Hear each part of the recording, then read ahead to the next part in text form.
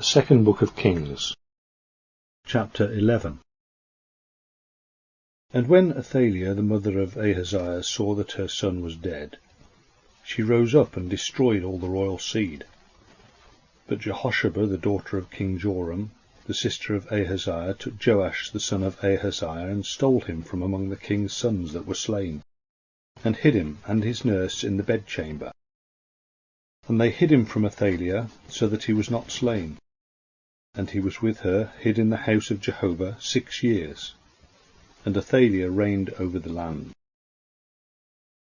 Verse 4.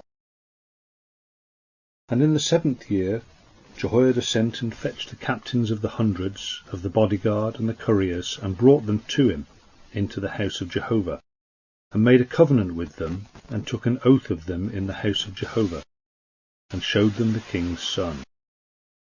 And he commanded them, saying, This is the thing which ye shall do. 1/3 part of you that come in on the Sabbath shall be keepers of the watch of the king's house. And 1/3 part shall be at the gate of Sur, and 1/3 part at the gate behind the couriers. And ye shall keep the watch of the house for a defence. And the 2 parts of you, all those that go forth on the Sabbath, even they shall keep the watch of the house of Jehovah about the king.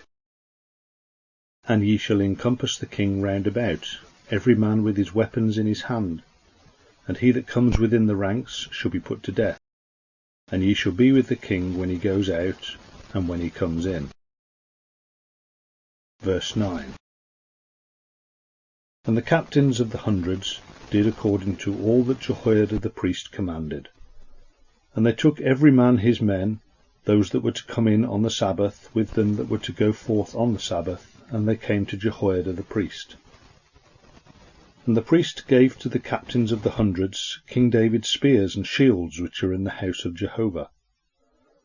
And the couriers stood by the king round about, every man with his weapons in his hand, from the right side of the house to the left side of the house, toward the altar and the house. And he brought forth the king's son, and put the crown upon him, and gave him the testimony. And they made him king, and anointed him. And they clapped their hands, and said, Long live the king. Verse 13.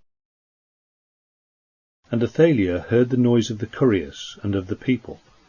And she came to the people into the house of Jehovah. And she looked, and behold, the king stood on the dais, according to the custom.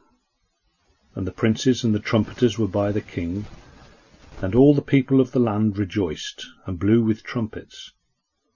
And Athaliah rent her garments, and cried, Conspiracy! Conspiracy!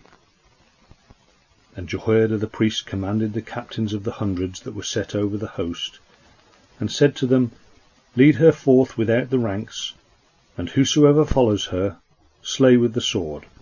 For the priest said, Let her not be put to death in the house of Jehovah. And they made way for her, and she went by the way by which the horses entered the king's house, and there she was put to death. Verse 17. And Jehoiada made a covenant between Jehovah and the king and the people, that they should be the people of Jehovah, and between the king and the people. Then all the people of the land went into the house of Baal, and broke it down. His altars and his images they broke in pieces completely, and slew Mattan the priest of Baal before the altars.